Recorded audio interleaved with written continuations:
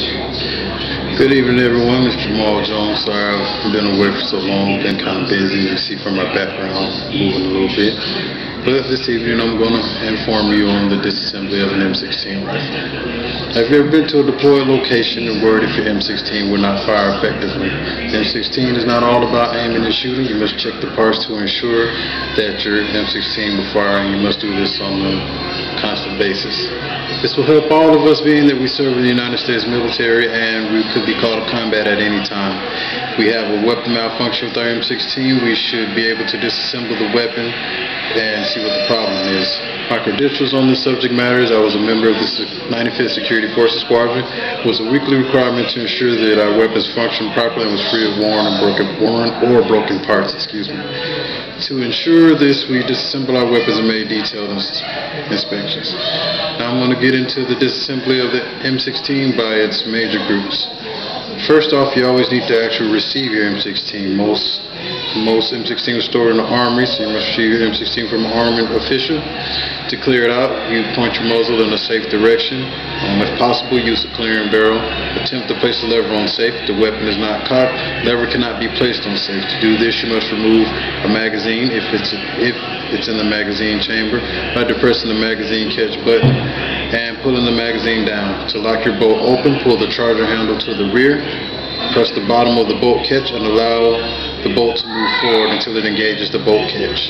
Return the charger handle to the full forward position. If you have not done so, now it's time to place your lever on safe. Visually, not physically, inspect the chamber for any ammunition.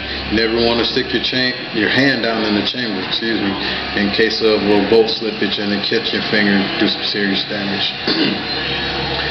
After this, you want to place the lever on semi, squeeze the trigger, pull the charger handle to the rear, release it, allow the bolt to return to the full forward position. You might hear people say allow the bolt to slam forward. You want to place the selection lever on safe and close your ejection port. That's clearing out your weapon. Now we're going to move into separating the upper and lower receivers.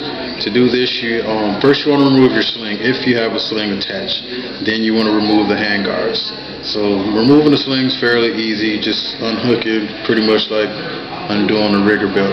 Just real simple. If you want to remove your hand guards, place the buttstock on the ground or a table with your barrel pointed up. Place your index finger and thumb on the top of the slip ring, pulling down with the index finger and thumb. Push it up on the back part with your hand. With your other hand, pull out and upward on the handguard. Use the same step for your other handguard. The blade system I found is the best way. That way somebody can hold your weapon in place and you can slip off the handguards. To separate your upper and lower receivers, ensure the bolt is forward. Push the takedown pin as far as it will go. The upper receiver will pivot open. You close your upper receiver, but do not push the takedown pin in. Push in the pivot pin as far as it will go and separate your upper and lower receivers. Now you have two parts. Your upper and lower receiver parts. Next, you want to disassemble the bolt carrier group and the rest of the lower receiver by pulling your charger handle out about 3 inches, then remove the bolt carrier group. Remove the charger handle, remove the firing pin and retaining pin. Holding the bolt carrier group in your hand, pull the bolt forward using some type of pointed object. Push the firing pin or cotter pin out. Remove your firing pin, hold the carrier so that the front of the bolt is facing upward. The firing pin should fall out. You want to remove the bolt cam pin by pushing the bolt assembly into the bolt carrier. Beneath the carrier key is the bolt cam pin. Turn the pin, fourth turn, then lift out or turn the carrier to the side, allowing the cam pin to drop out.